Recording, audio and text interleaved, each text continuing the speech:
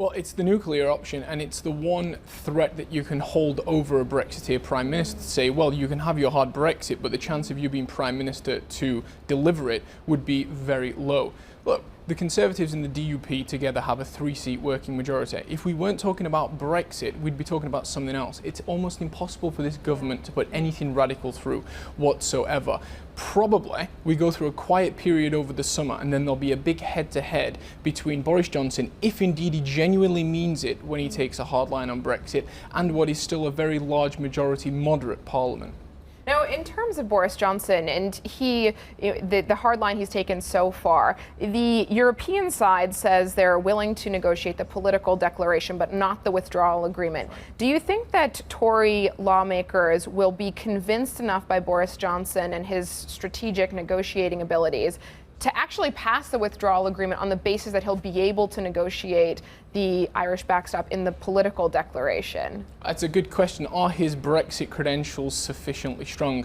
I wouldn't pay too much attention to anything Boris Johnson has said over the last couple of months. He has a habit of just pandering to his audience. Perhaps he hasn't himself made his mind up. His real options are probably to try and stare down the EU and actually the Irish Prime Minister, Leo Varadkar, to convince him that actually his alternative to a hard Brexit is a time limit on the backstop. He may actually get that. Low probability event, but perhaps he will. If not, Boris's real task would be to convince the Brexiteers, the DUP, to say, look, lose the battle, swallow the withdrawal agreement as it stands, and I will ensure we don't end up, say, in the customs union on a permanent basis. You know, we've talked about that absolute working majority of 3, but we haven't talked about Labour and all of this. And I think what's really interesting, what's happening to the main opposition party, is that they have just slid from one thing after the other in the polls. And now would not be a good time for a general election to be called because it wouldn't be favourable to the Labour Party.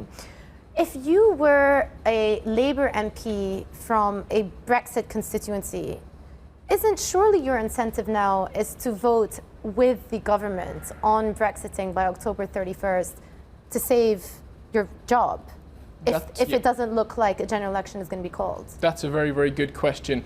The threat of deselection is much, much lower for Labour MPs. Now the chance of them actually doing well in election is falling. Probably what we'll find is there are probably around 10 to a dozen Labour MPs in Brexit constituencies that won't back the government in a confidence vote, of course not, but what they might do is make it more difficult for that majority moderate MP bunch that want to make it hard for a Brexit PM to deliver Brexit. We saw it last week. Okay, we have moderates now in the Conservative Party making it hard for Boris to close Parliament down over the summer.